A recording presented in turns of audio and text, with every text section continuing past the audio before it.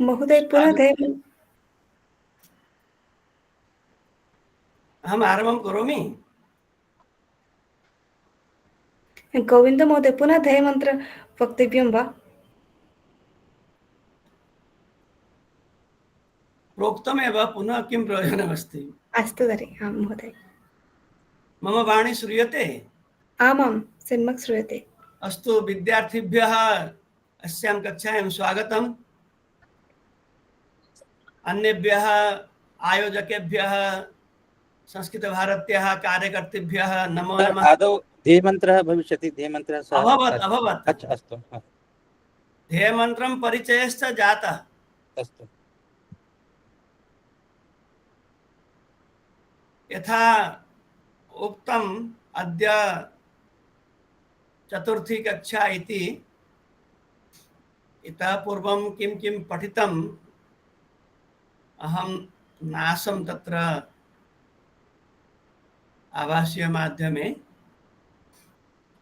अद्यतन विषयः अस्ति कृदन्ताः इति।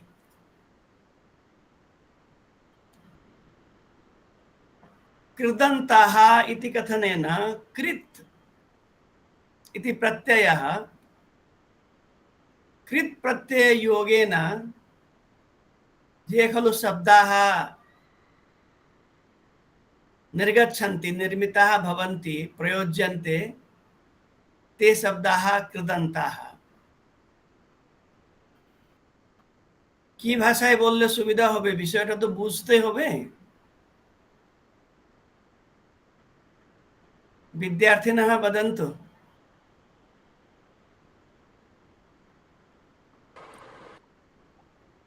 बांग्ला, हिंदी, संस्कृत सब मिला करके बोलिए सर। अस्तु। सर्वप्रथमं भवन्तः प्रसादचित्तेन विराजन्तु इह। प्रसाद इति आनन्दमनसि। यह सूक्ति अस्ति। नवमपाठस्य प्रारम्भे एव भवतां पाठ्यक्रमे सूक्ति एका अस्ति, अव्यवस्थितचित्तस्य प्रसादोऽपि भयङ्करः इति। तत्र बांग्ला अर्थदृष्टं, যে ব্যক্তির চিত্ত ব্যবস্থিত নয় তার প্রসন্নতা ভয়ের কারণ। তাই প্রথমে চিত্ত স্থির হতে হবে। আর স্থির চিত্তের মধ্যে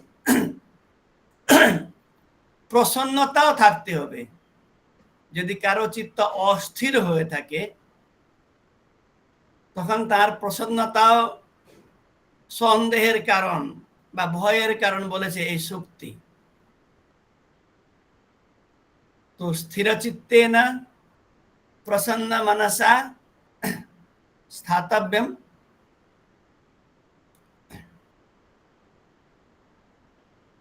कृदन्तः इति उक्तं। पाठस्य नाम कृत् इति प्रत्ययः। क्रिया के अंत में या शब्दों के अंत में जुड़ने वाले प्रत्यय होते हैं और क्रिया के प्रारंभ में या शब्दों के प्रारंभ में जुड़ने वाले उपसर्ग होते हैं, जिसको अंग्रेजी में उपसर्ग को प्रीफिक्स, जो पहले ही आके लग जाता है, और प्रत्ययों को सफिक्स, जो बाद में जाके लगता है। शब्दों के अंत में, धातुओं के अंत में, धातु या क्रियाओं के अंत में जुड़ने वाले प्रत्ययों को, जुड़ने वालों को प्रत्यय कहते हैं। तो यहाँ पर कृत प्रत्यय की बात आई है। अब ये प्रत्यय का नाम है कृत इति।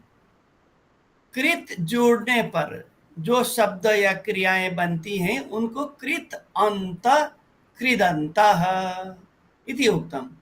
बहुवचने कृदन्तः। अब प्रत्यय मूलतः दो होते हैं, कृत प्रत्यय और तिंग प्रत्यय।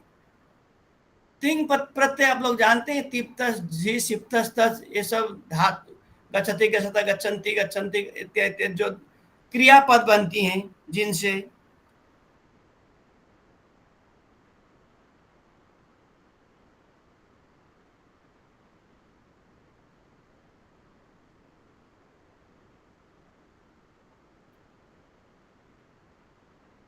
वे तिंग प्रत्यय हैं।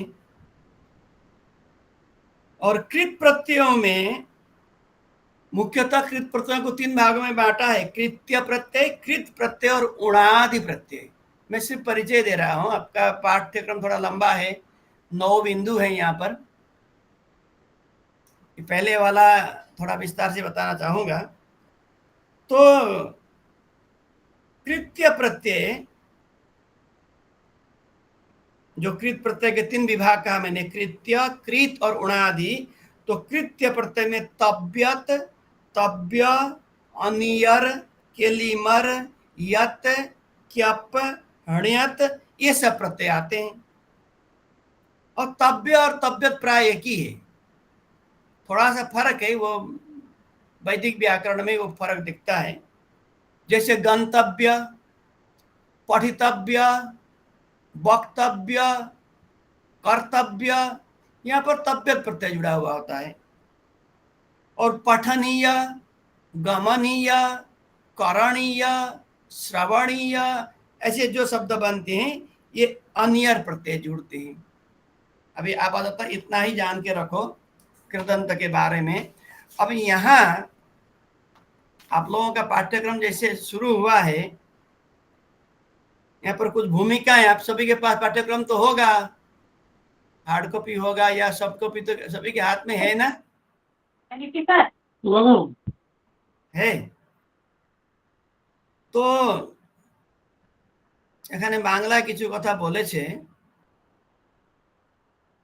বাক্যটা আমি বলতে চাই। বলেছে রবি কখন বাড়ি ফিরবে, একটি প্রশ্ন, রবি কখন বাড়ি ফিরবে। তো তার কয়েক প্রকারের উত্তর হতে পারে। সেই উত্তরগুলোর মধ্যে একটা উত্তর হতে পারে যে বাবা যখন অফিস থেকে ফিরবে তখন রবি বাড়ি ফিরবে।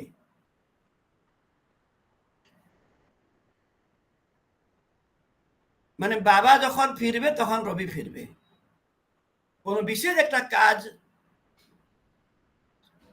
সম্পন্ন হওয়ার সমকালেই আরেকটা কাজ হবে। তো এই রকমের বাক্যগুলো সংস্কৃতে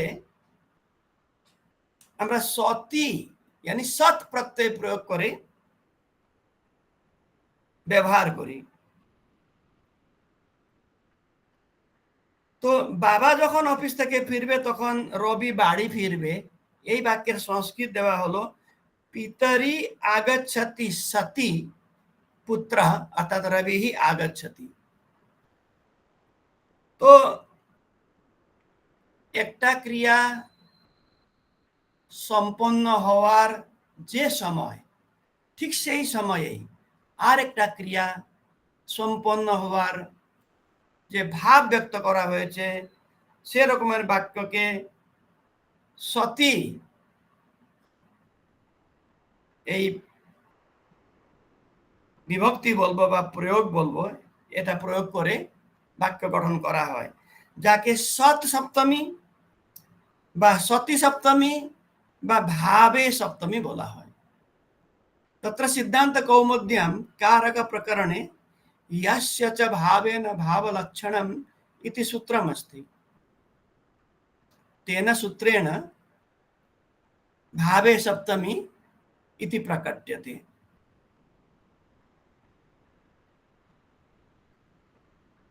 तो वहां पर उदाहरण आया है कि गाय दोहने में जितना समय लगेगा उतना समय में एक काम हो जाएगा। इस प्रकार का एक कार्य संपन्न होने के, एक क्रिया संपन्न होने के समकाल में और एक संपन्न क्रिया समाप्त होने की बात बताई गई है। तो इसी वाक्य को सुनिए फिर से। बाबा जखन ऑफिस থেকে ফিরবে তখন রবি বাড়ি ফিরবে। पिता जब ऑफिस से घर वापस आएंगे तब रवि भी आएगा।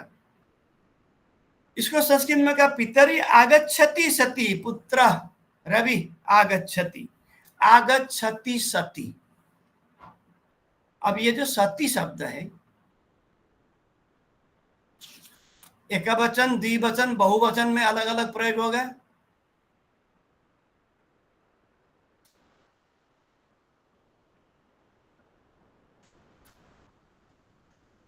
और पुल्लिंग, स्त्रीलिंग, क्लीबलिंग में भी अलग अलग प्रयोग होगा उस सती शब्द का।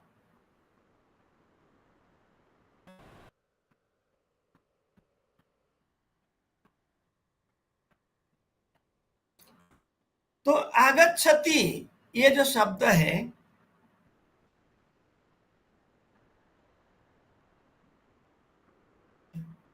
ये आगच्छति या गच्छति या पठति वो लट लकार का प्रथम विभक्ति नहीं है, याद रखना। ये आगच्छत शब्द का ये क्रिया नहीं है, शब्द है।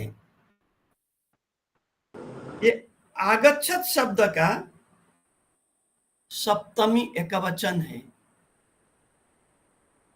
इसका रूप चलता है, इसे मैं गच्छति क्या बताऊं, गच्छत शब्द का गच्छन, गच्छन्तो, गच्छन्ता, गच्छन्तम, गच्छन्तो, गच्छतः, गच्छता, गच्छद्भ्यम, गच्छद्भिः, गच्छते, गच्छद्भ्यम, गच्छद्भ्यः, गच्छता, गच्छद्भ्यम, गच्छद्भ्यः, गच्छता, गच्छतो, गच्छताम, गच्छति, गच्छतो, गच्छत्सु। तो यहाँ जो गच्छत में गच्छति आया सप्तमी एकवचन में, वही आगच्छति सप्तमी एकवचन में यहाँ पर आया है। तो सत सप्तमी या सती सप्तमी कहने का तात्पर्य है कि सप्तमी विभक्ति में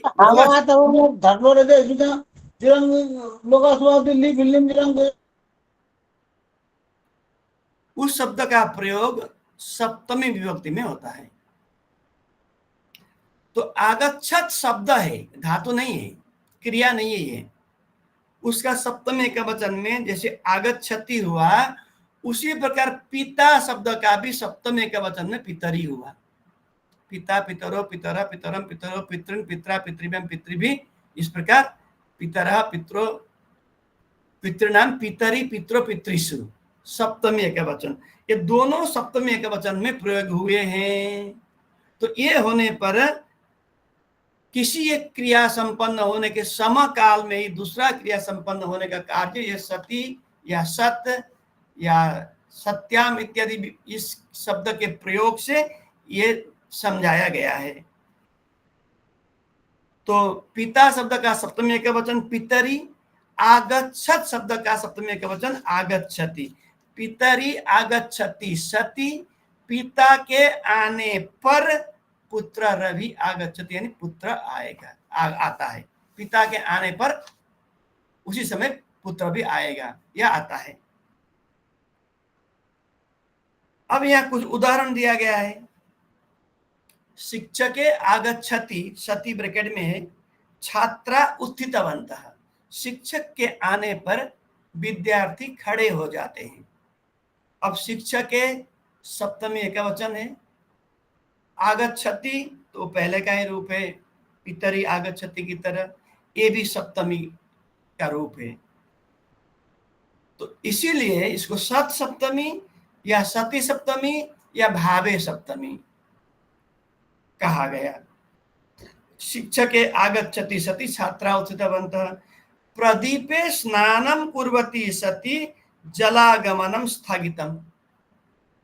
प्रदीप के स्नान करने पर पानी आना बंद हो गया, यानी प्रदीप का जैसे स्नान हो गया, पानी का सप्लाई आना बंद हो गया, या बंद कर दिया गया पानी आना।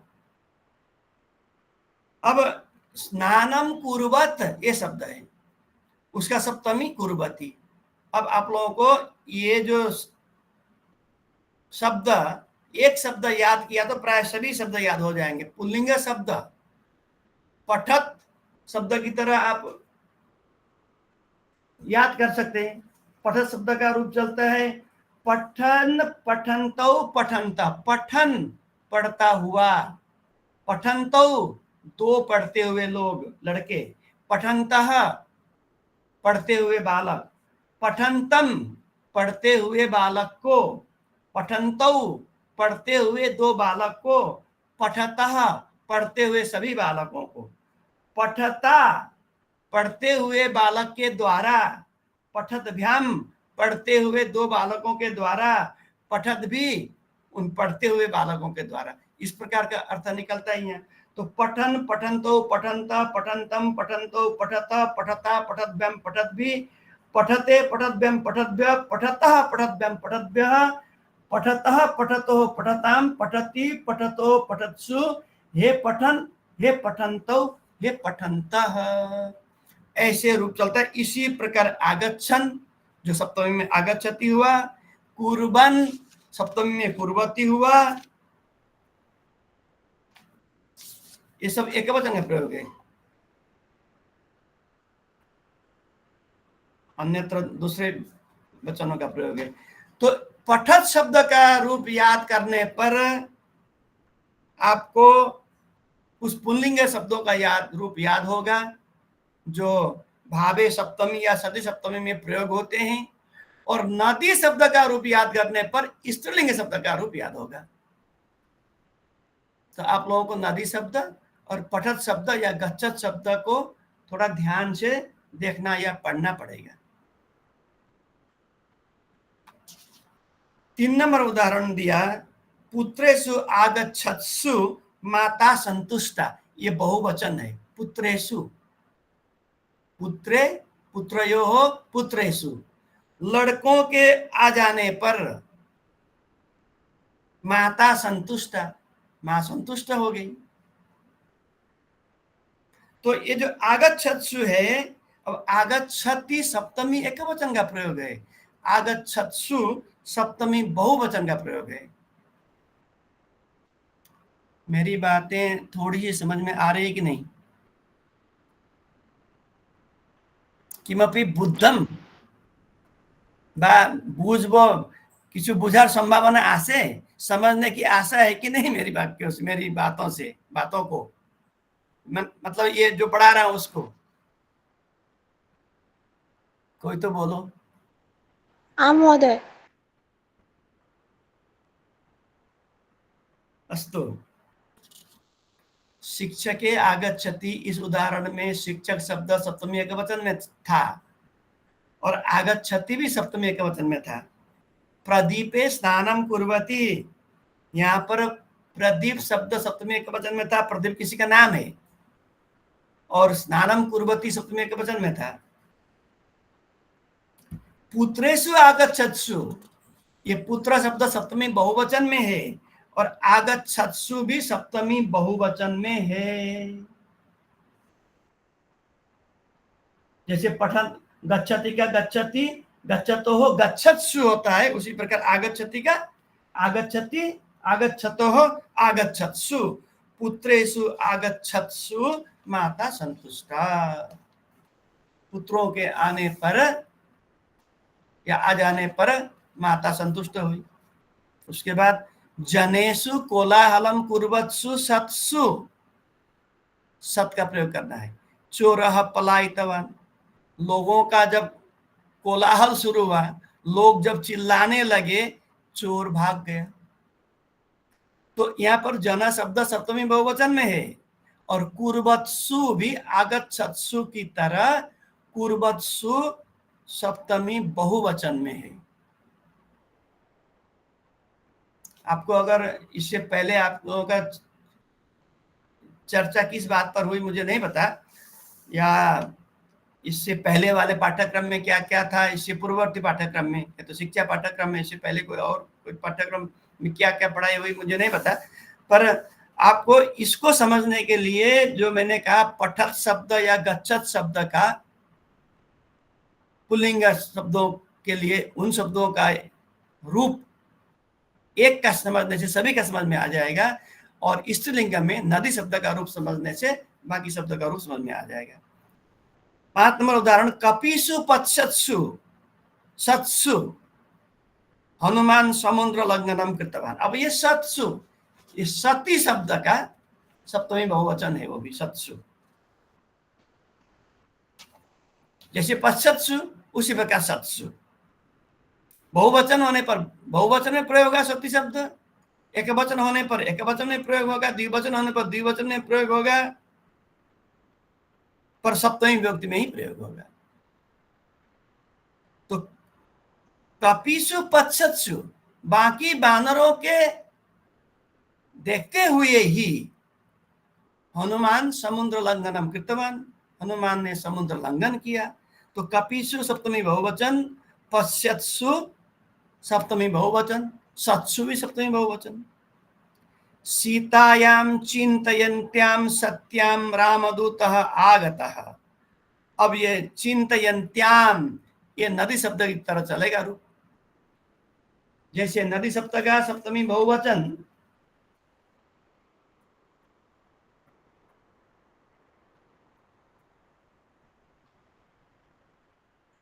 नदीसु होता है, नहीं, ये नदी की तरह नहीं है, तो लता की तरह चलेगा। मैंने आप लोगों का नदी शब्द का रूप देखने से स्त्रीलिंग शब्दों का कहा नहीं, सब स्त्रीलिंग शब्दों का नदी शब्द की तरह नहीं हो गया, लता की तरह है। सीतायाम चिंतयन्त्याम रामदूत आगत। सीता जब चिंता कर रही थी मुझे कौन उद्धार करेगा, कैसे उद्धार करेगा, उतने में ही राम के दूत बनकर हनुमान पहुंच गए वहां। तो सीतायाम चिंतयन्त्याम सत्याम,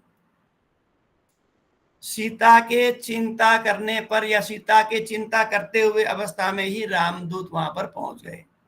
अब सीतायाम, सीता शब्द का सप्तमी एकवचन, और चिंतयन्ती शब्द का सप्तमी एकवचन चिंत्याम, चिंतयन्त्याम।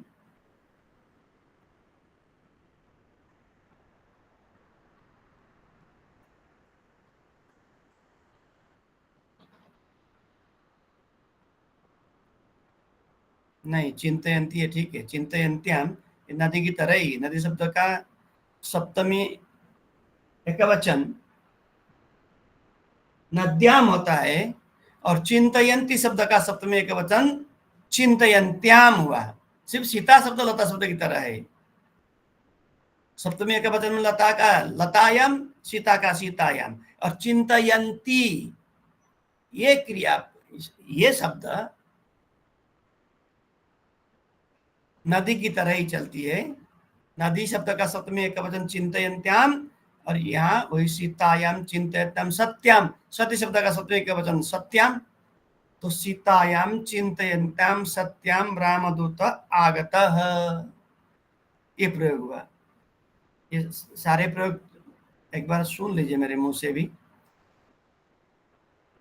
7 नंबर का है, वानरीषु फलम चोरयन्तीषु सतीषु पितृभ्यः प्रकोष्ठं प्रविष्टवान्। वानरीषु फलम चोरयन्तीषु सतीषु पितृभ्यः प्रकोष्ठं प्रविष्टवान्। जब बानरों ने, यहाँ पर स्त्री बानर की बात है, जैसे बंदरियों ने फल चुरा लिया तो उस समय पितृभ्यः चाचा रूम में प्रवेश किया, उन्होंने प्रकोष्ठम प्रविष्टवान। बंदरियों ने जब फल चोरी कर लिया तब पिता आके रूम में प्रवेश किया। तो बानरीषु, नदीसु की तरह बानरीषु सप्तमी बहुवचन, चोरयन्तीषु ये भी नदीसु की तरह सप्तमी बहुवचन, और सती का देखिए रूप सतीसु हुआ।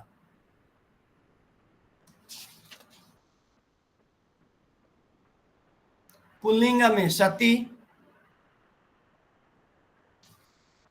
एकवचन में, सप्तमी बहुवचन में सत्सु, पुल्लिंग में, सप्तमी एकवचन में सत्याम, सप्तमी बहुवचन में स्त्रीलिंग में सतीसु। ये प्रयोग, इन प्रयोगों पर भी ध्यान दीजिए। तीनों शब्द सप्तमी बहुवचन में प्रयोग हो रहे हैं या सप्तमी एकवचन में, यानी सप्तमी विभक्ति में प्रयोग हो रहे हैं, इसीलिए ये सती सप्तमी, सत सप्तमी या भावे सप्तमी। नारीषु जल्पन्तीषु सतीषु अंधकार प्रसृतः। महिलाएं बातें कर रही थी, उतने में अंधेरा हो गया, पता नहीं चला बातें करते करते समय कितना गया। तो नारीषु सप्तमी बहुवचन, जल्पन्तीषु बातें करना, गप करना, गप्पे लड़ाना। तो बातें करती,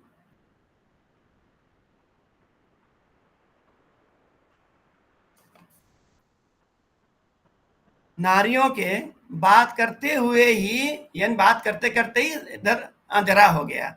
जल्पन्तीषु सतीषु, यहाँ पर सती शब्द सप्तमी बहुवचन में हुआ। दूसरा उसी प्रकार गायिकासु गायन्तीषु, गायी का शब्द लता की तरह, या पहले जो आया सीता की तरह। सप्तमी बहुवचन, गायन्तीषु सप्तमी बहुवचन, सतीषु सप्तमी बहुवचन। गायिकासु गायन्तीषु सतीषु श्रोतारः संतोषम अनुभूतवन्तः। गायिकाओं के गानों से या गायिकाओं के गान करने पर श्रोता संतुष्ट हुए। सबरियाम ध्यायन्त्याम सत्यम राम प्रत्यक्ष जातः। सबरी शब्द का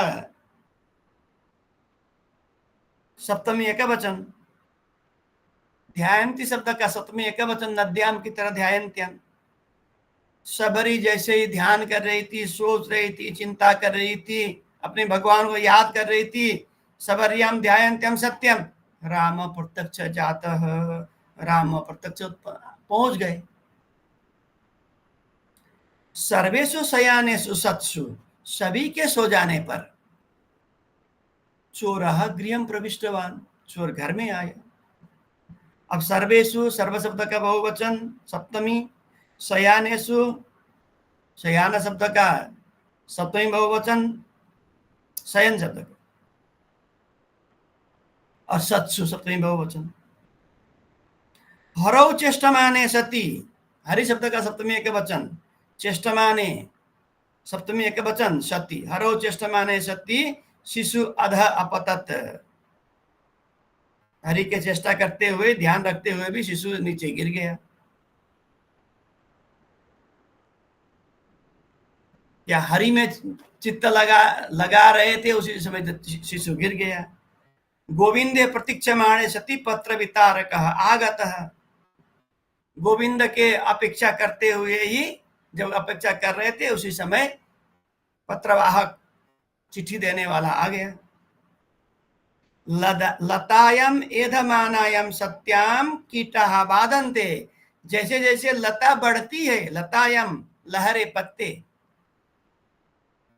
एधमानायम वृद्धिम गतायम, जब जब बढ़ती हैं पौधे, जब लता जैसे बढ़ती है, पौधे जैसे बढ़ते हैं, सत्य लतायम एधमानायम सत्याम कीटः बाधन्ते।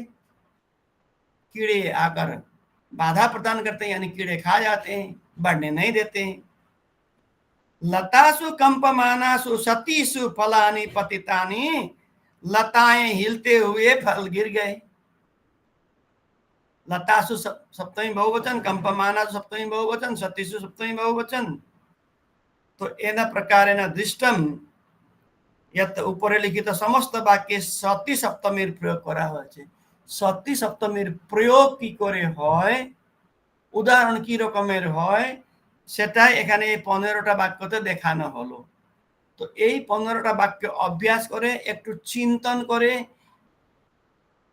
সপ্তমীর কোন বিভক্তির প্রয়োগ হয়েছে, একবচন দ্বিবচন বহুবচনে প্রয়োগ হয়েছে, স্ত্রীলিঙ্গ পুল্লিঙ্গ কোথায় প্রয়োগ হয়েছে, সেই মতো সতী শব্দটা কি করে পরিবর্তন হয়েছে, সতী, সৎসু, সতীসু, সত্যাম, এর উপর মনোযোগ দিলে এর জ্ঞান কিছু আয়ত্ত করা যাবে। তো এখানে নিচে কিছু শব্দ দিয়েছে, ভালো করে বোঝার জন্য নিম্নলিখিত বাক্যগুলি দেখুন। वृक्षे कंपमाने फलम पतितम, यहाँ पर सत्सु या सती, वृक्षे कंपमाने सती, सती शब्द का प्रयोग नहीं है। यहाँ पर सती शब्द का प्रयोग न होने पर भी अर्थ वही है। वृक्षे कंपमाने फलम पतितम, पेड़ हिलने पर फल गिर गए। छात्रेषु आगच्छत्सु शिक्षक पाठम आरब्धवान, छात्रों के कक्षा में आ जाने पर शिक्षक ने पाठ आरंभ किया।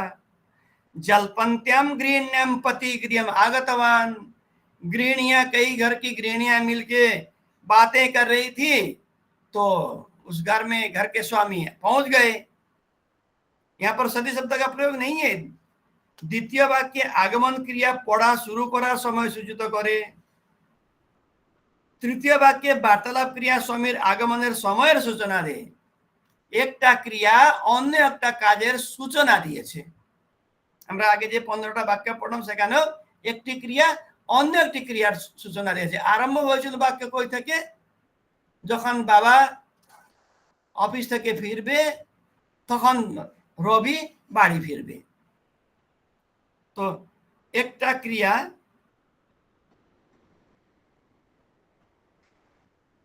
আরেকটা ক্রিয়ার সময় সূচিত করে। তো দুইটি ক্রিয়ার মধ্যে পারস্পরিক সম্পর্ককে জ্ঞাপ্য জ্ঞাপক ভাব বলা হয়েছে। প্রথম বাক্যে কম্পন বৃক্ষের ক্রিয়া, সেজন্য বৃক্ষ শব্দে সপ্তমী। কম্প মানে পদটি জ্ঞাপক ক্রিয়ার দ্যোতক পদ এবং সেটি বৃক্ষের বিশেষণ, সেজন্য তাতে সপ্তমী হয়েছে।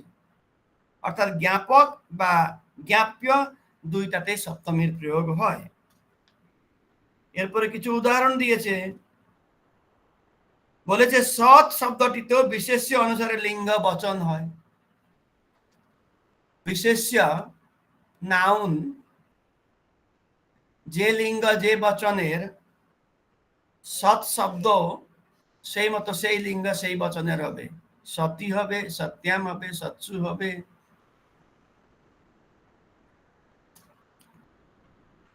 তিনটা বচনের উদাহরণ দিয়েছে। রামে বদতি সতী একবচন, রাম লক্ষ্মণয়োঃ বদতোঃ সতোঃ পুল্লিঙ্গের দ্বিবচন, রাম লক্ষ্মণ ভরতেষু বদৎসু সৎসু পুল্লিঙ্গের বহুবচন, সুতায়াম বদন্ত্যাম সত্যাম স্ত্রীলিঙ্গের একবচন, সীতা কৌশল্যয়োঃ বদন্ত্যোঃ সত্য স্ত্রীলিঙ্গের দ্বিবচন। তো এইভাবে এখানে বাংলায় বললো যে এই বাক্যগুলির বাংলায় অনুবাদ করলে সতী সপ্তমী যুক্ত পদকে সাধারণত প্রথমাতেই অনুবাদ করা হয়। যেমন রামে বদতি সতী, রাম যখন বলে, এখানে যখন আর তখন এই কালাবাচক শব্দ যুগলের প্রয়োগ করে অনুবাদটি করা হয়। সময় পেলে বা যেভাবে শিডিউল দেওয়া হয়েছে ওখানে ডিসকাশনের একটা দিন আছে, ওদিন এগুলো আবার আলোচনা করব। নিশ্চয় তোমাদের বুঝতে অসুবিধা হয়েছে। কিছু অভ্যাস দেওয়া আছে এখানে। আমি দেখলাম অভ্যাসগুলোর উত্তর শেষের পেজে দেওয়া আছে, পেজ নাম্বার 196। তো আমি অভ্যাসের দিকে চর্চা করব না আজকে, কারণ এরপরে আরো লেসন রয়েছে। তো অভ্যাস নিজে করবে, করবে মানে লিখবে। নিম্নলিখিত বাক্যগুলোতে সতী সপ্তমী যুক্ত পদগুলিকে চিহ্নিত করুন বলেছে। যেমন খগে ডয়মানে, ওখানে সতী লেখা হয়নি কিন্তু ওখানে সতী রয়েছে। খগে ডয়মানে বৃষ্টি আরব্ধাহা, পাখিরা যখন উড়তে আরম্ভ করলো তখনই বৃষ্টি দিল। খগে ডয়মানে বৃষ্টি আরব্ধা, বালিকাসু খিদ্যমানাসু সন্তোষ বার্তা প্রাপ্তা। তো সতীর প্রয়োগ কোথায় হচ্ছে, কোনটা কোনটা সপ্তমী, সেটা নিজেটা করে নেবে হোমওয়ার্ক। আর সতী সপ্তমীতে রূপ লিখুন বলেছে। খ নম্বর উদাহরণ অভ্যাস, গচ্ছন ছাত্র গচ্ছতি ছাত্রে, রুদন বালক রুদতি ছাত্রে। যেভাবে আমি বলেছিলাম পঠত শব্দ বা গচ্ছত শব্দের রূপ আর নদী শব্দের রূপ, এই দুটো শব্দের রূপ মুখস্থ করলে বা জানলে বা বুঝলে বাকিগুলো করতে পারবে। গ উদাহরণ দিয়েছে, বন্ধনীতে থাকা শব্দগুলির সতী সপ্তমীর রূপ লিখুন। রাম গচ্ছন দশরথ অপতত, এখানে রামে গচ্ছতি, রাম চলে যাওয়াতেই দশরথ অপতত, দশরথ মূর্ছা গেলেন। তো ব্র্যাকেটের শব্দগুলো সপ্তমীতে লিখতে হবে। ঘ উদাহরণ, উদাহরণ অনুসারে বাক্য পরিবর্তন। যদা বিদূষক বিনোদ কণিকাম বদন আসিত তদা সর্বে হসিতবন্তঃ। এখানে উদাহরণ দিয়েছে যে বিদূষকে বিনোদ কণিকাম বদতি সর্বে হসিতবন্তঃ। তো অভ্যাসগুলো নিজেই করবে। নেক্সট পদ সংগ্রহ। কিছু কিছু শব্দ বলি বা ক্রিয়াপদ, সেগুলো কত কি কি রূপ হতে পারে সেটা এখানে দেখিয়েছে। আমি প্রথমে ছাড়লাম, দ্বিতীয় থেকে আরম্ভ করব। যা ধাতু গমন করা অর্থতে। আমরা বাংলা, অসমিয়া বা অন্যান্য ভাষাতেও প্রয়োগ করি যা যা, যাওয়া, গো, যাওয়া অর্থতে। তো ওখানে আমরা যা যা বলে বর্গীয় জ প্রয়োগ করি, এখানে অন্তস্থ জ আসে। শুদ্ধ সংস্কৃতে বলে তো ইয়া ধাতু হবে। আমরা অসমিয়া, বাংলা, উড়িষ্যা উচ্চারণ আমরা অন্তস্থ যা জ বলে উচ্চারণ করি। তো যা গমন করা অর্থতে, গচ্ছতি অর্থতে, গো অর্থতে, টু গো। তো ইয়াতি বা জাতি মানে গচ্ছতি। यायते आत्मनेपदी प्रयोग, याति परस्मैपदी प्रयोग, यास्यति फ्यूचर टेंस लिट लकार, जाएगा इस अर्थ में। यातव्यम जाना चाहिए या जाने योग्य, कर्तव्यम करने योग्य, पठितव्यम पढ़ने योग्य, यातव्यम जाने योग्य। यातव्यम का दूसरा रूप भी दिखाया, यानीयम। यहाँ पर अनियर प्रत्यय हुआ, यानीयम जाने योग्य। यातः ये कता प्रत्यय हुआ, यहाँ पर पास्ट टेंस में प्रयोग है। यातः यानी गत, पुल्लिंग में। स्त्रीलिंग जब हम पैसिव वॉइस में वाक्य प्रयोग करते हैं, मया पठिता, त्वया श्रुता इत्यादि अर्थ में पुल्लिंग और स्त्रीलिंग, क्लीबलिंग में अलग अलग प्रयोग ये आते हैं एकता प्रत्यय के। तो पुल्लिंग में यातः, बालकः यातः, वो बालक गया। बालिका याता, बालिका गई। अब यानम यातम, यान चला गया, वाहन चला गया इति अर्थ। यातवान, गतवान, कृतवान, खायतवान, पठितवान की तरह पुल्लिंग में। स्त्रीलिंग में यातवती। अब याति यान्ति एक वचन, याति वो जैसे पठत पढ़ता हुआ, गच्छत जाता हुआ, आगच्छत आता हुआ, उसी प्रकार याति कोई जाती हुई, यान्ति बहुवचन में। यात्वा जाकर, त्वाच प्रत्यय। या तुम जाने के लिए, उस प्रकार रोने अर्थ में रोदिति, परस्मैपदी लट लकार। रुद्यते आत्मनेपदी में है या कर्मवाच्य में है प्रयोग, पैसिव वॉइस में। रोदिष्यति फ्यूचर टेंस में है, लिट लकार। रोदितव्यम, तब्यत प्रत्यय हुआ, रोने योग्य या रोना चाहिए। उसी का दूसरा रूप रोदनीयम, अनियर प्रत्यय हुआ। रुदितः, सा रुदितः वह रोया, सा रुदिता वह रोई। तत् रुदितम क्लीबलिंग में। रुदितवान, पठितवान, गतवान इत्यादि जैसे प्रयोग करते हो। पुल्लिंग में, स्त्रीलिंग में रुदितवती। रुदंती रोती हुई, रुदित्या रुदित्वा रोकर, प्ररुद्य वो भी रोकर। रोदितुम रोने के लिए। यानी एक एक क्रियापद के रूप किस प्रकार से चलते हैं, कितने रूप में, ये दिखाया गया है यहाँ पर। उसी प्रकार रुणद्धि अवरुद्ध करा अर्थ में। और लपति हम लोग बोलते ना, ये लप धातु है।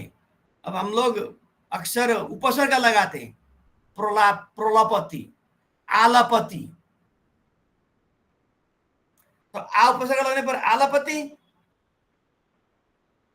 उपसर्ग लगाने पर प्रलपति, उपसर्ग न लगाने पर लपति, बोलने अर्थ में, बातें करने अर्थ में।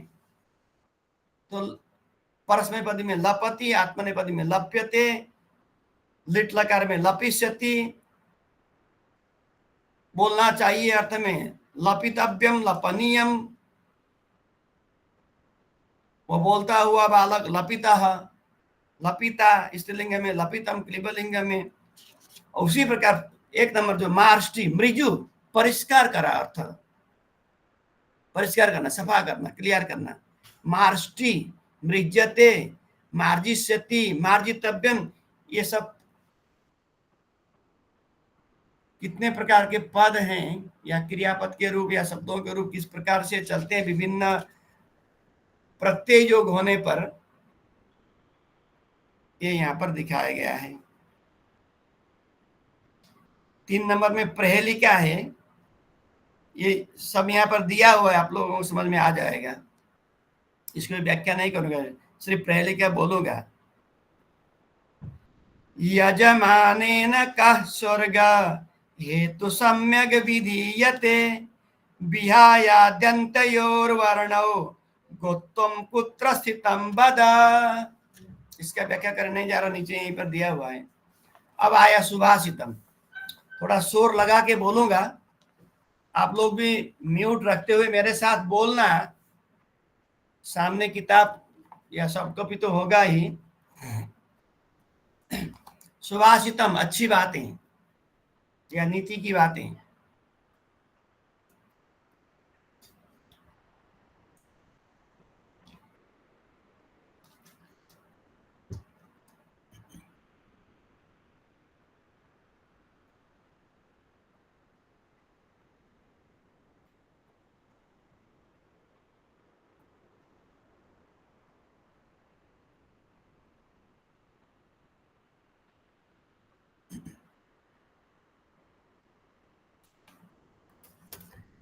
भोगे रोग भयं कुले च्युति भयं वित्ते नृपालाद भयं माने दैन्य भयं बले रिपु भयं रूपे जराया भयं शास्त्रे वादि भयं गुणे खल भयं काये कृतान्ताद् भयं सर्वं वस्तु भयान्वितं भुवि नृणां वैराग्यमेवा भयम्। पद विभाग यहाँ दिया हुआ है, एक एक शब्दों को अलग अलग करके दिया हुआ है, संधि भी दिया हुआ है ही, तात्पर्य इसका अर्थ भी बताया गया है, प्रत्येक शब्दों का अर्थ भी बताया गया है। मैं सिर्फ आप लोगों को उच्चारण पर जोर दे रहा हूं, क्योंकि अक्सर हम लोग श्लोक वगैरह उच्चारण नहीं कर सकते। 2 लाइन का श्लोक की उच्चारण करने में समस्या आती है, 4 लाइन का है। श्लोक उच्चारण में आप लोगों को ध्यान देने योग्य बात एक ही है कि कौन सा अक्षर ह्रस्व है, कौन सा अक्षर दीर्घ है। दीर्घ अक्षर का लंबा उच्चारण, ह्रस्व अक्षर का थोड़ा कम समय में उच्चारण। ह्रस्व वर्णस्य अल्पकालीन उच्चारणं, दीर्घ वर्णस्य दीर्घकालीन उच्चारणं। अस्य मेलनेन एव छन्दबद्धतया अस्माभिः श्लोकोच्चारणं कर्तुं शक्यते। फिर से सुनो। भोगे रोग भयं, यहाँ पर भोगे रो तीनों दीर्घ हैं, ग और भ ह्रस्व है, यम दीर्घ है, अनुस्वार है, कु ह्रस्व है, हर्षोकार है, ले दीर्घ है क्योंकि एकार है, और वैसे भी ले दीर्घ होगा क्योंकि परवर्ती चु चौय जफला यह संधि युक्त वर्ण है, संधि नहीं संयुक्त वर्ण है, तो संयुक्त वर्ण से पहले वाला वर्ण ह्रस्व होने पर भी दीर्घ हो जाता है, दीर्घ तो दीर्घ है ही। भोगे रोग भयं कुले च्युति भयं वित्ते नृपालाद भयं माने दैन्य भयं बले रिपु भयं रूपे जराया भयं शास्त्रे वादि भयं गुणे खल भयं काये कृतान्ताद् भयं सर्वं वस्तु भयान्वितं भुवि नृणां वैराग्यमेवाभयम्। ये अभ्यास करना श्लोक उच्चारण करने का। ये भर्तृहरि का श्लोक है, भर्तृहरि के वैराग्य शतक से। भर्तृहरि करके संस्कृत के विद्वान हुए हैं, उनके शतकत्रयम् ग्रंथ विख्यात है।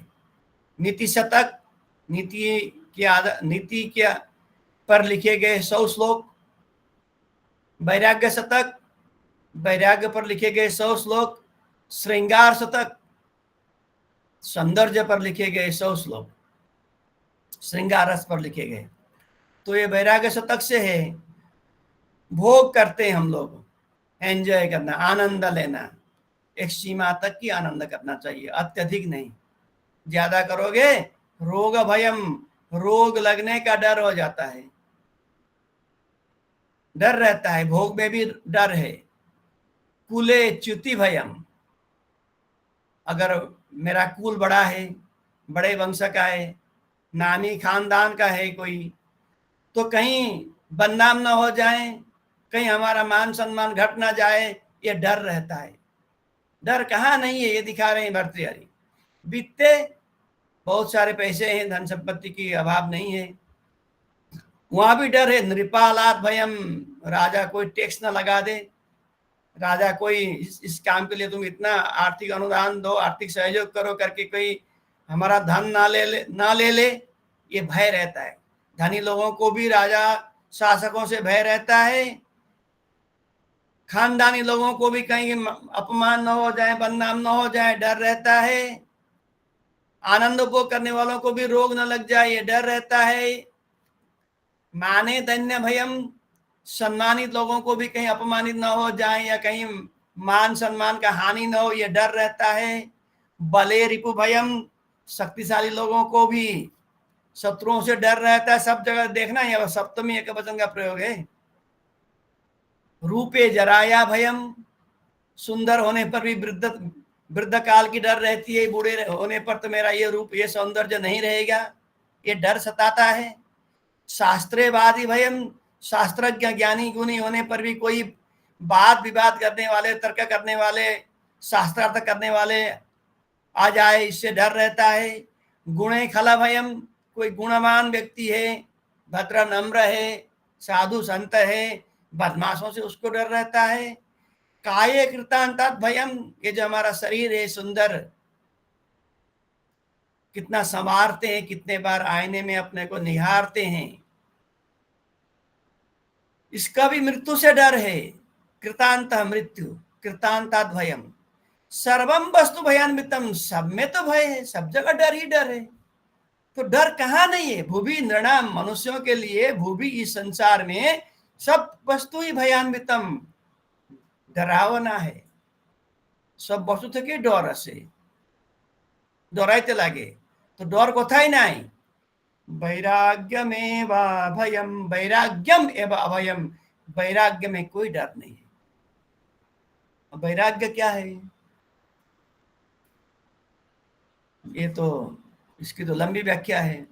साधारण अर्थ में वैराग्य त्याग भाव, यानी सब कुछ मेरा ही है, ऐसी भावनाएं न हो।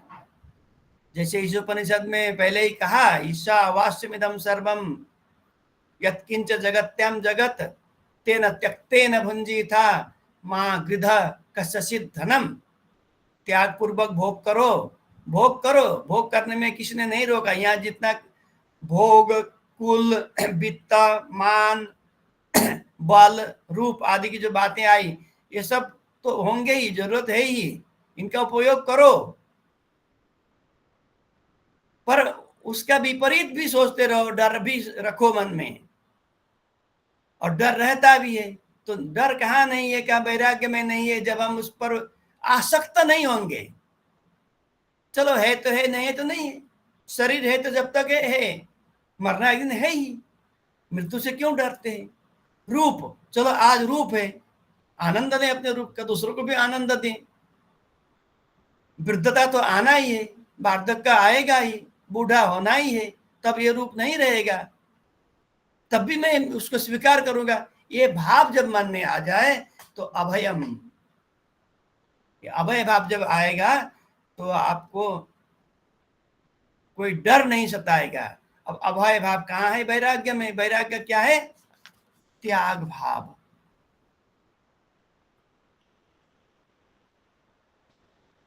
तो यहाँ पर संधि जो दिखाया नृपालात भयम जस्तो संधि का है। जस्तो संधि क्या है?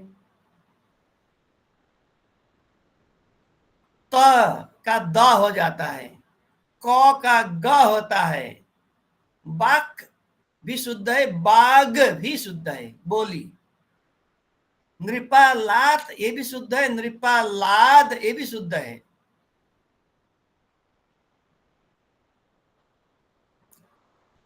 अब अप या अब पाने के लिए वो प भी शुद्ध है, ब भी शुद्ध है, अप या अब। तो इस प्रकार प्रथम वर्ण का जब तृतीय वर्ण हो जाता है, ये इसको कुछ जस्तो संधि कहा। उधर में ज्यादा समझाना नहीं जाऊंगा अभी।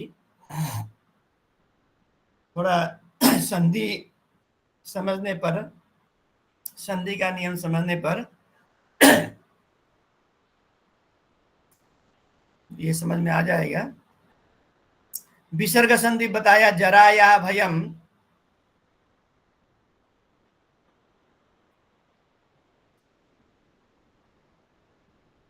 वहां पर विसर्ग लोप हो गया है, ब्रैकेट में लोप लिखा है। तो इसी प्रकार के संधि के नियम में ये नीचे दिए हुए देख लेना। दूसरा श्लोक है, उसको भी थोड़ा गा के सुनाऊं।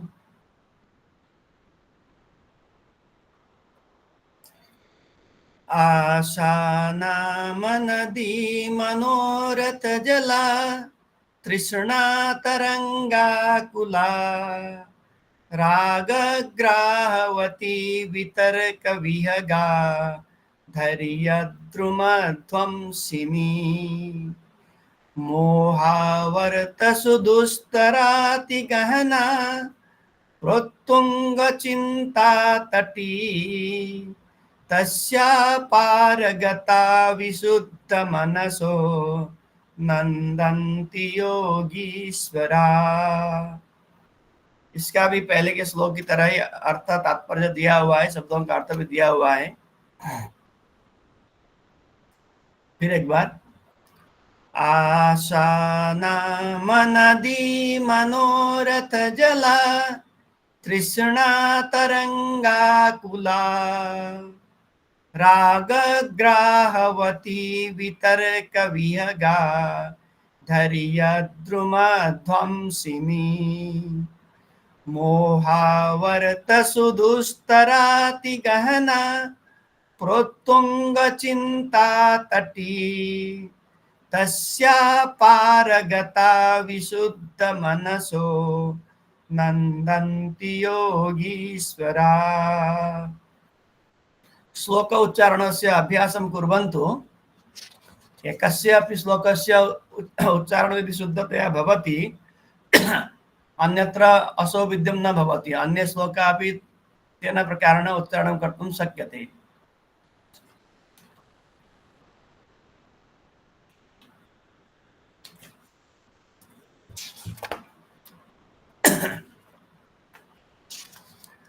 अब आया पांचवा लेसन, काव्य कथा।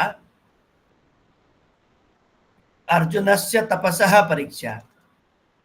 अर्जुन महाभारत युद्ध से पहले दिव्यास्त्र प्राप्त करने के लिए,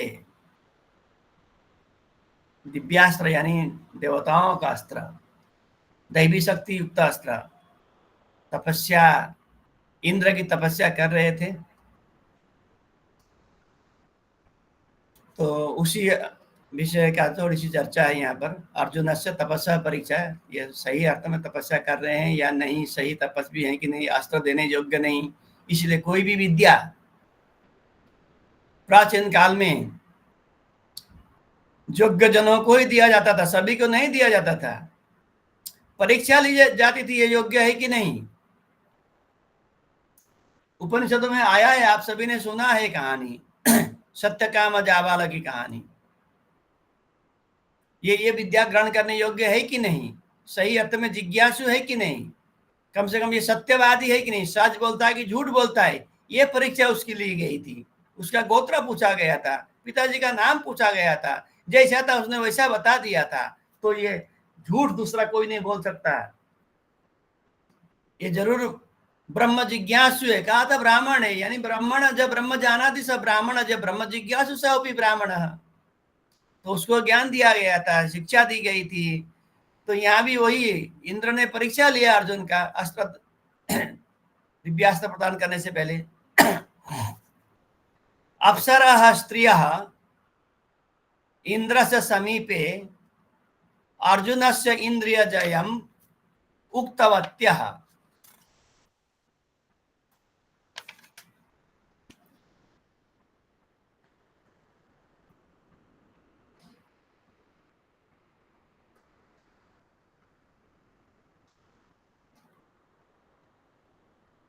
तो अप्सराओं ने, यानी अप्सराएं स्त्री होती हैं, तो अप्सराओं ने इंद्र के समीप जाकर अर्जुन के इंद्रिय जय के बारे में पूछा। पहले तो इंद्र जो तपस्या करते हैं, इंद्र डर जाते हैं, सोचते हैं कहीं मेरी गद्दी छीन न जाए, इंद्र पदवी प्राप्त करने के लिए इसने तपस्या किया हो। तो सुंदरी अप्सराओं को भेजकर उनका तपस्या भंग करने की कोशिश करते हैं। जब अप्सराओं ने जाकर अर्जुन का तपस्या भंग नहीं कर पाए, तो उन्होंने जाकर बताया ये इंद्र जयी है, इसने काम क्रोध लोभ मोह मद मात्सर्य जीत लिया है, उस प्रकार तपस्या में बैठा हुआ है, तो हम लोग इसको नहीं डिगा सके, हम लोग इसका तपस्या भंग नहीं करा पाए, ये बताया। इंद्रो वार्तां श्रुत्वा संतुष्ट, अब इंद्र संतुष्ट हुए सुनकर, हाँ ये योग्य व्यक्ति है। पुनः अर्जुन से परीक्षा कर्तुं स ऐच्छत्, फिर भी उन्होंने अर्जुन की परीक्षा करना चाहा, ऐच्छत् चाहा पास्ट टेंस में। अतः स मुनिवेशम धृतवान,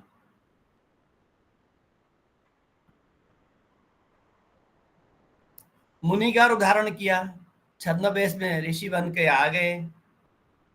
तपोवनम गतवान, जहां अर्जुन तपस्या कर रहे थे वहां गए। मुनिर दर्शनेन अर्जुन प्रभावितः, या कहां पर किस शब्द में क्या संधि हुआ है, 1 2 3 4 ये जो फुटनोट देकर यहाँ पर दिखाया गया है, देख लेना आप लोग। ये मुनेर दर्शन अर्जुन प्रभावित, उस मुनि के दर्शन से अर्जुन प्रभावित हुए। सह मुने पूजा सत्कारम कृतवान, एक तपस्वी व्यक्ति जब और एक तपस्वी ऋषि मुनि को देखता है तो सत्कार जरूर करता है, सत्कार किया। आसने उपवेष्टुम मुनिम प्रार्थवान, और मुनि को प्रार्थना किया प्रभु बैठ जाइए, आसन ग्रहण कीजिए। इंद्र आसने उपविष्ट, अब मुनि रूप इंद्र आसन में बैठ गए।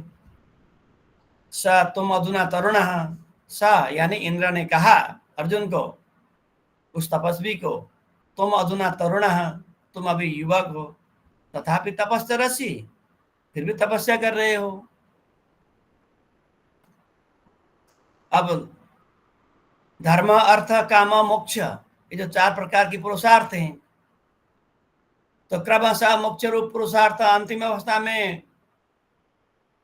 उसको प्राप्त करने की कोशिश की जाती है। और ब्रह्मचर्य गृहस्थ वानप्रस्थ संन्यास, ये जो 4 आश्रम में 4 अवस्थाएं हैं मानव जीवन के, या भी संन्यास अवस्था में, अंतिम अवस्था में सब कुछ त्याग कर, त्यागना सब संपत्ति छोड़ के चला जाना नहीं, मन से त्याग देना, आकर ज्यादा आसक्त न होना।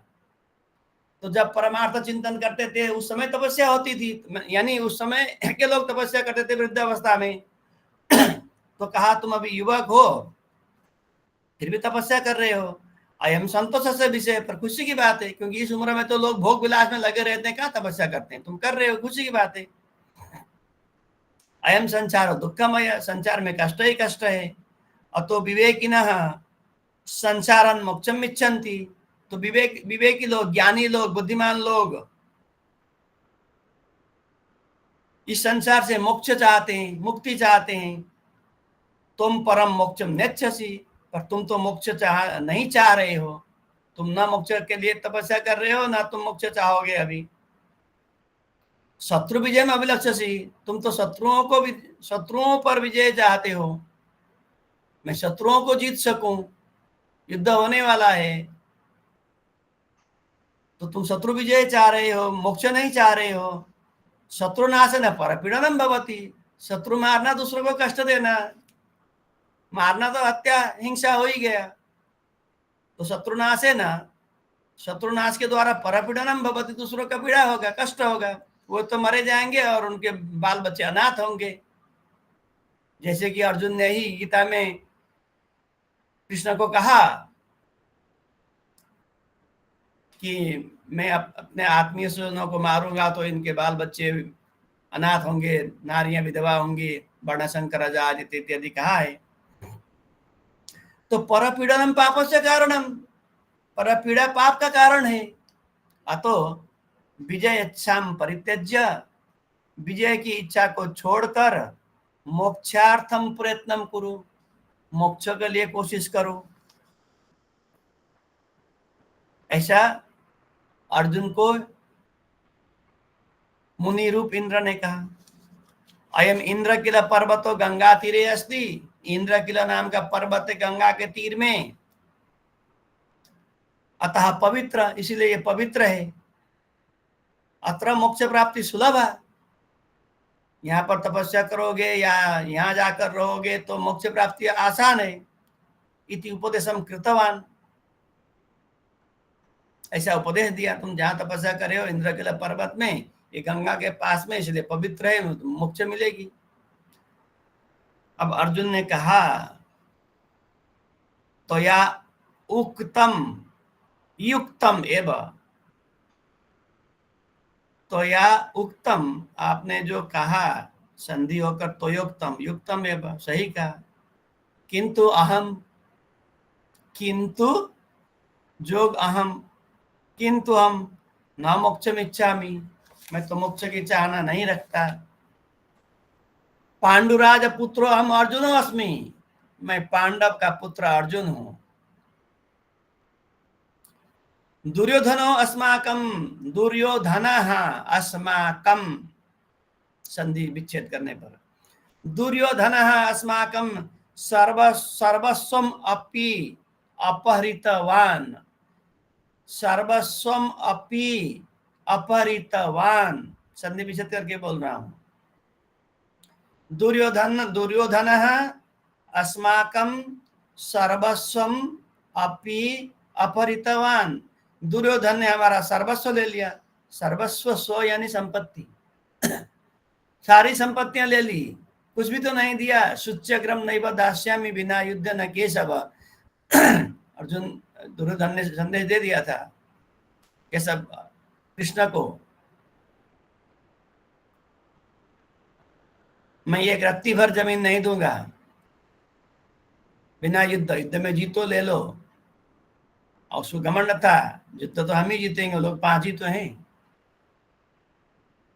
तो सारा संपत्ति ले लिया हमारा अपना। अनेन मम अग्रजो, अनेन मम अग्रजः, यह संधि के नियम से उत्तो हुआ है, विसर्ग को ऊ हो गया है, ओ हो गया है। अनेन मम अग्रजः युधिष्ठिरः दुख तप्तः, और इस बात से मेरे बड़े भाई युधिष्ठिर बड़े कष्ट में हैं, दुख से पीड़ित हैं। तपस्यम आचरितुम तस्य आज्ञा वर्तते, उन्होंने ही मुझे आज्ञा दिया है तपस्या करने के लिए। कुछ प्राप्त करना है तो परिश्रम करना है। तपस्या क्या है? परिश्रम है। सुबह महालय का उत्सव, सुबह सुबह 4 बजे या 4 बजे से पहले ही उठकर महालय का आनंद लेने के बाद अभी आप लोग कक्षा में बैठे हो, परिश्रम कर रहे हो, तपस्या कर रहे हो, फल मिलेगा। तो तपस्याम आचरितुम तस्य आज्ञा वर्तते, तस्य यानी मेरे बड़े भाई युधिष्ठिर का आज्ञा है, तपस्या करने के लिए कहा उन्होंने। यानी परिश्रम करो कुछ प्राप्त करने के लिए। इंद्र क्षेत्रीय कुल से इष्ट देव, उन्होंने इंद्र का ही तपस्या क्यों किया, विष्णु का क्यों नहीं किया, ब्रह्मा का क्यों नहीं किया, और देवताओं का क्यों नहीं किया? तो इंद्र क्षेत्रीय कुल से इष्ट देव, इंद्र क्षेत्रीय कुल के इष्ट देव हैं।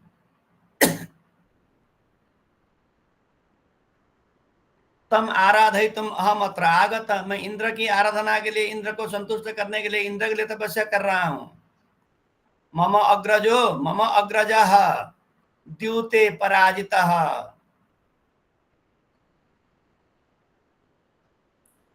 मेरे अग्रज या मेरे बड़े भाई या मेरा बड़ा भाई, एक वचन, द्यूते जुआ में पराजित हो गए हैं, जुआ खेलकर हार गए हैं, छल रूपी जुआ में हार गए हैं।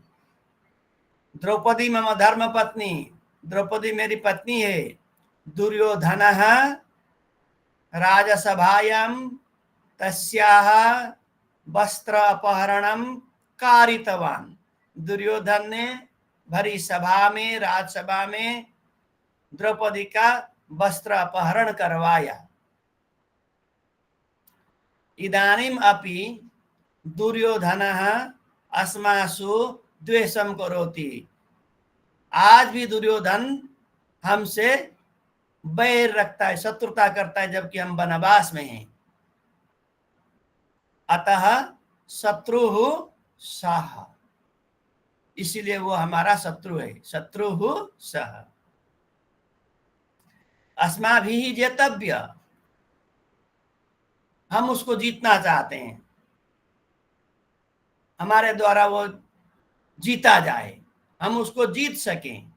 शत्रु विजय मम अभिलाषा, मेरी इच्छा है शत्रुओं को जीतना।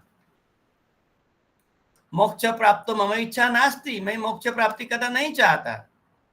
अहम इंद्र से अनुग्रह संपादयामि, मैं इंद्र की अनुग्रह चाहता हूँ, इंद्र की कृपा चाहता हूँ, इंद्र का आशीर्वाद चाहता हूँ, इंद्र से वरदान चाहता हूँ।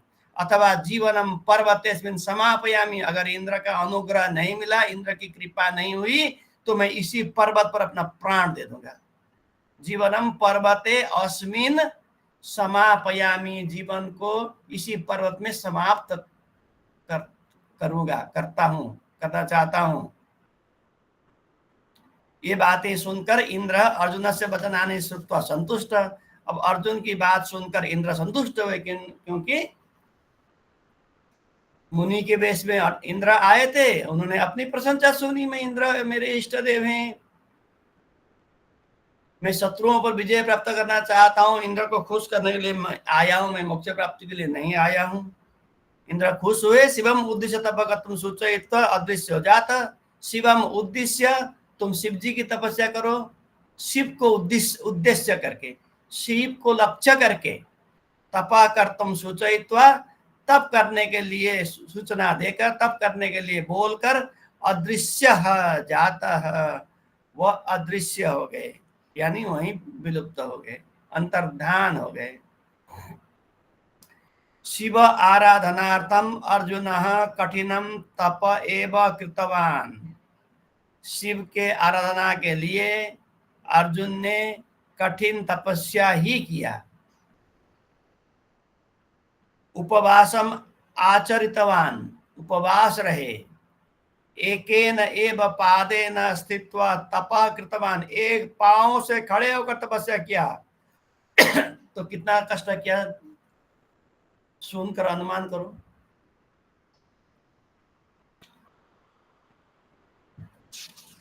उस प्राप्ति के लिए परिश्रम करना है, ये तपस्या एक प्रकार परिश्रम ही, शरीर को तप्त करना, शरीर से पसीना बहाना उस प्राप्ति के लक्ष्य से, ध्यान को एकत्रित करना। फलम जलम इत्यादिकम सर्वम त्यक्त्वा, फल जल सब कुछ छोड़कर तपा आचरितवान, तपस्या किया। घोर तपसा अनेन सर्वत्र तापः संजातः, इनके भयंकर तपस्या से लोग डर गए, तीनों लोग डरे। तापम यहाँ तो कहा तापः संजाता, ताप यानी उष्णता, गर्मी, ये भी अर्थ है। तापम असहमाना मुनयः शिव समीपम अगच्छन्, अब उस पर्वत के आसपास ऋषि मुनि लोग भी तपस्या कर रहे थे। जब अर्जुन के तपस्या के प्रभाव से इतनी गर्मी पैदा हुई, वहां पर उत्ताप पैदा हुआ कि वह उत्ताप ऋषि मुनि लोग भी सहन नहीं कर पाए और सभी शिव के पास गए शिव को बताने के लिए। अब शिव को पता नहीं, ऐसा तो नहीं है, पता तो है, पर समय आने पर ही सब कुछ मिलता है। अब समय आने वाला है। ऋषि लोग गए, ऋषि मुनि जो लोग तपस्या कर रहे थे वो लोग वहां जाके बताया। तापात रक्षितुम प्रार्थितवान, हम लोग बड़े ताप में, उत्ताप में, कष्ट में, संताप में या गर्मी से पीड़ित हैं, हमें बचाइए, रक्षा के लिए प्रार्थना किया। शिवः अभयम दत्तवान, शिव ने कहा आप निर्भय रहो, डरो मत, मैं हूं। मूकः इति कश्चन दानवः, और वहां एक प्रसंग, दूसरा प्रसंग यहाँ आया, मूकः इति कश्चन दानवः। अब मूक नाम का कोई दानव था या कोई मूका था, न बोलने वाला दानव था। बराह रूपेण स तपोविघ्नं कृतवान, उसने बराह के रूप में आकर तपस्या भंग किया अर्जुन का। बराह बंसुअर है वो। अर्जुन कुपित, अर्जुन को बहुत गुस्सा आया। बराहम हम तुम उद्युक्त, बराह को मारने के लिए तैयार हुए। तदैव शिवः किरातवेषेण आगतवान, तभी तदा एव शिव, तब शिव जी ने किरात के वेश में वहां पर दर्शन दिया। किरात के वेश में आए, शिव स्वयं शिव होकर नहीं आए। जैसे इंद्र स्वयं इंद्र होकर नहीं आए थे, मुनि होकर आए थे, किरात होकर आए। किरात एक प्रकार के वन्य जाति, जंगलों में रहने वाले। वो जो किरातार्जुनियम में भारवी का लिखा हुआ, इसी के आधार पर है, इन्हीं कहानियों के आधार पर, महाभारत के आधार पर। शिवो बराह से ऊपर ही बाणम क्षिप्तवान, अब किरात वेशधारी शिव ने बराह के ऊपर बाण निक्षेप किया, यानी बाण मारा। अर्जुन अपनी तस्मिन् एव समय बाणम अक्षिपत, उसी समय अर्जुन ने भी उसी बराह के ऊपर बाण मारा, उसी बंसुअर के ऊपर किरात रूपी शिव ने भी बाण निक्षेप किया, और ये तपस्वी अर्जुन ने भी बाण निक्षेप किया। बाण द्वयम बराह च शरीरे लग्न, दोनों बाण बराह के शरीर में लगे, बराह मृत, बराह मर गया। अर्जुन स्वस्य बाणम नेतुम बराह च समीपम आगतवान, अर्जुन अपना बाण मारा पर बाण वापस लेना है, तो बाण लेने के लिए अर्जुन उस बराह के समीप में पहुंचे। तो ये कहानी यहीं तक है अभी। उसके बाद इन दोनों में झगड़ा शुरू हो जाता है, किरात रूपधारी शिव और अर्जुन में। तब अंत में शिव जी अर्जुन के ऊपर संतुष्ट होते हैं और अस्त्र देते हैं। और यहाँ पर कुछ प्रश्न है, ये तो अब ये पढ़ने के बाद आप लोगों को समझ में आ ही जाएगा। कहानी उतनी कठिन भी नहीं है, सब शब्द भी उतने कठिन नहीं। यहाँ पर ज्यादातर संधि समझाने की कोशिश की गई है। तो ऊपर जो 44, 45, 46, 47 करके जो नंबर दिए हुए, उसके नीचे जो शब्द दिए हैं, यहाँ पर कहाँ पर क्या संधि हुआ यहाँ पर बताया गया है। एक एक लेसन के लिए 1.5 घंटा समय चाहिए, या तो 8-9 लेसन के लिए 1 घंटे का समय कम है। इसके बाद जब चर्चाएं होगी उस समय हम फिर चर्चा करेंगे। तो इंद्र किमर्थम मुनि वेशम धृतवान, इंद्र ने क्यों मुनि का वेश धारण किया? क्योंकि अर्जुन को छलने के लिए या अर्जुन की परीक्षा लेने के लिए। विवेकी न किम इच्छन्ति, विवेकी क्या चाहते हैं? विवेकी लोग मोक्ष चाहते हैं। इंद्र किला पर्वत किमर्थम पवित्र, इंद्र किला पर्वत क्यों पवित्र है? क्योंकि पास में गंगा बहती है। अर्जुन किमर्थम इंद्रम आराधितुम् इच्छति, अर्जुन क्यों इंद्र को आराधना करना चाहते हैं? क्योंकि इंद्र क्षत्रियों के इष्ट देवता है और अर्जुन क्षत्रिय है। मुनय किमर्थम शिव समीपम अगच्छन्, ऋषि मुनि क्यों शिव के पास गए? क्योंकि अर्जुन के तप से तप्त हो गए थे ये लोग। ये लास्ट पेज में दिया गया है इनका अर्थ। अन्वय रचना, अन्वय यानी प्रोज ऑर्डर। पोएट्री को कैसे प्रोज बनाओगे? गीता का श्लोक है, प्रथम अध्याय का ही है या द्वितीय का है। न कांक्षे विजयम कृष्ण न च राज्यम सुखानि च किं नो राज्येन गोविंद किं भोगैर्जीवितेन वा।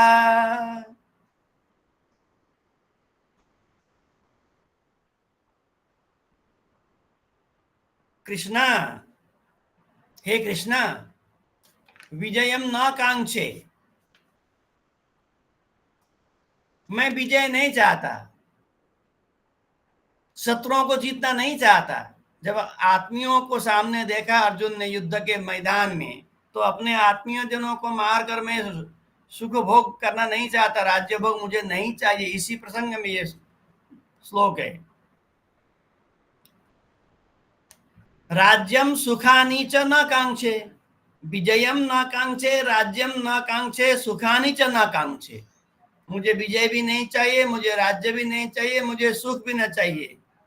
क्यों नहीं चाहिए?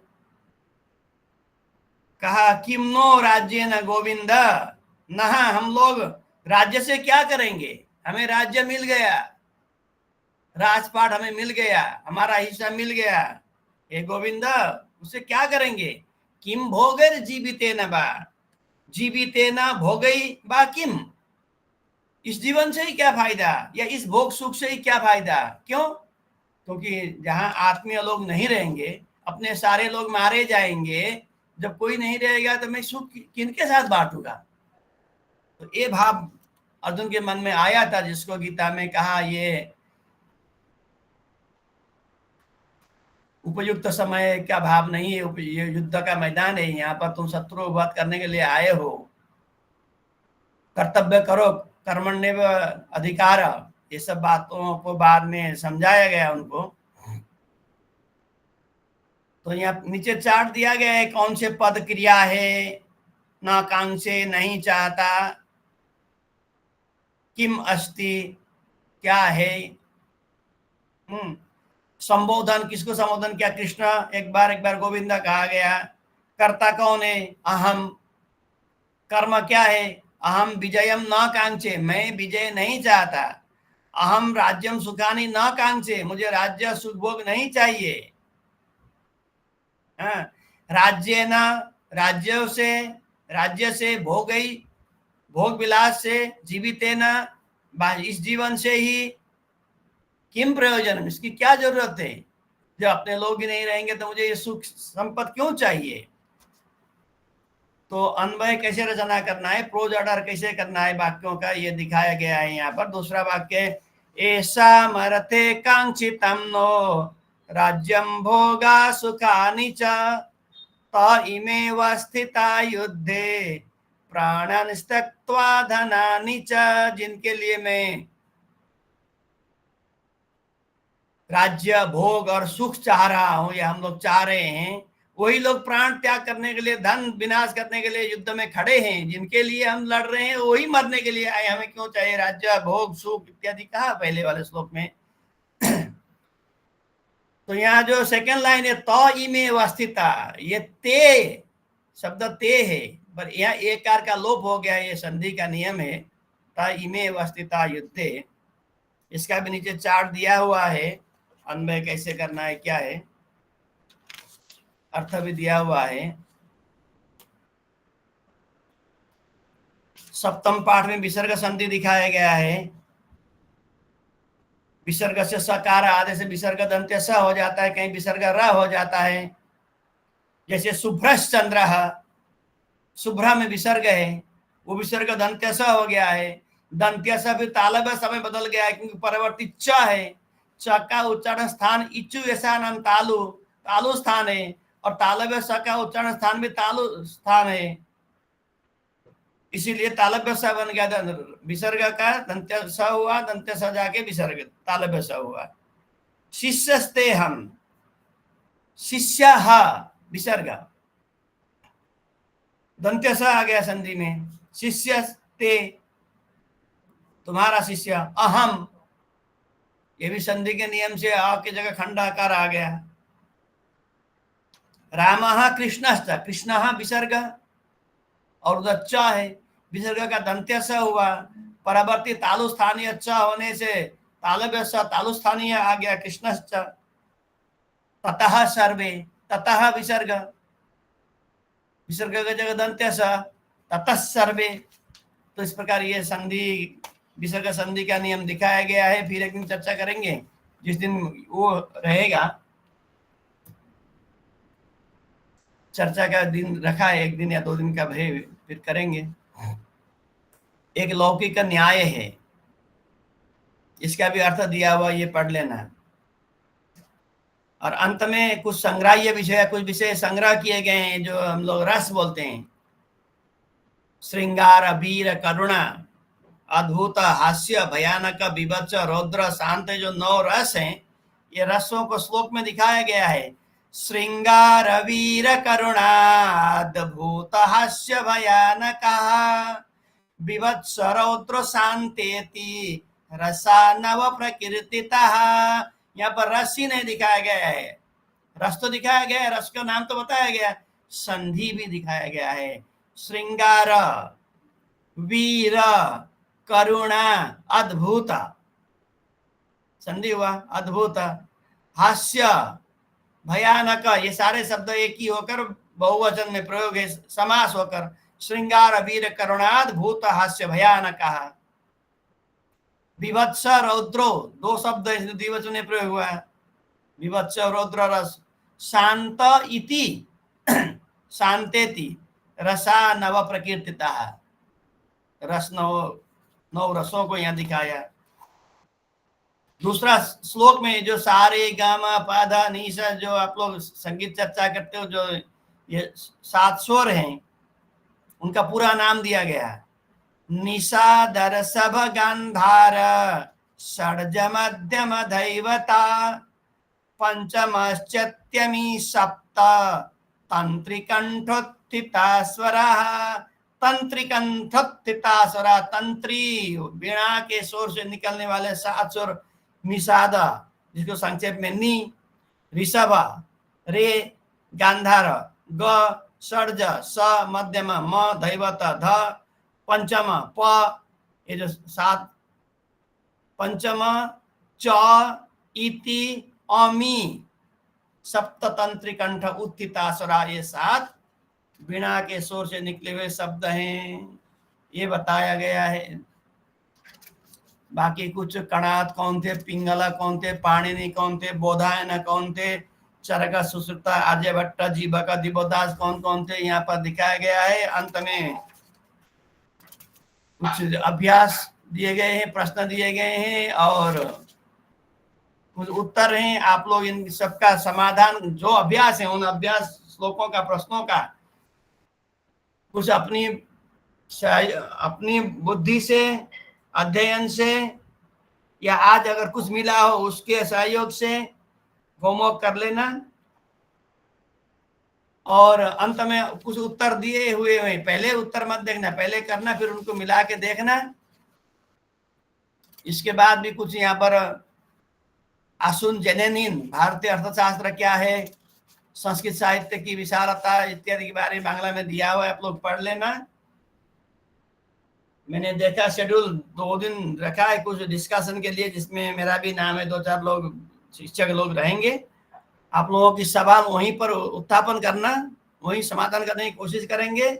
समय मिलता है तो किसी, आज जो मैंने पढ़ाया उन पर कुछ विशेष लेसनों को आप लोग दिखा देना, ये लेसन हम फिर सुनना चाहेंगे करके फिर सुनेंगे। आज जैसे निर्धारित समय है और मेरा गला भी साथ नहीं दे रहा है, तो आज यहीं समाप्त करते हैं। आप लोगों को पूरा पाठ पढ़ा तो नहीं पाए, मैंने पढ़ लिया। जब पढ़ाते हैं तो पढ़ना पड़ता है, तो मैंने कुछ पढ़ लिया, मैंने कुछ सीखा, लाभ ज्यादा मेरा ही हुआ।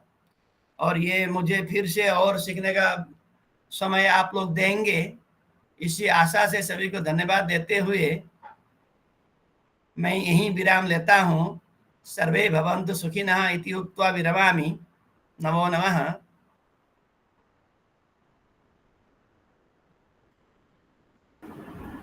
धन्यवादः महोदय। अनन्या भगिनी, कल्याणमन्त्रं।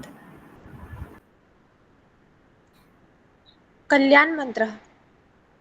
सर्वे भवन्तु सुखिनः, सर्वे सन्तु निरामयाः, सर्वे भद्राणि पश्यन्तु, मा कश्चित् दुःखभाग् भवेत्। ॐ शान्ति शान्ति शान्तिः।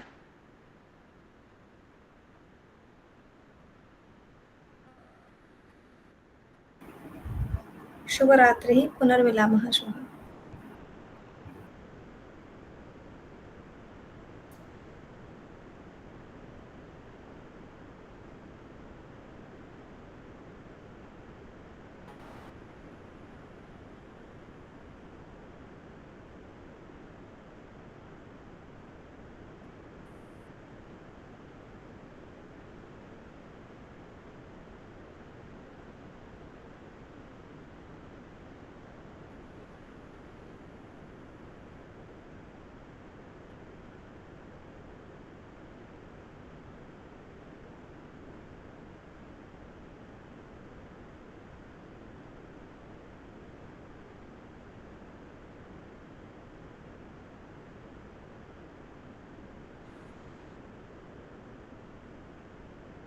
सर समाप्तं वा? आं समाप्तम्। तो बहु बहु धन्यवादः। अत्रैव रेकार्डिङ्ग् स्टाप् करोमि।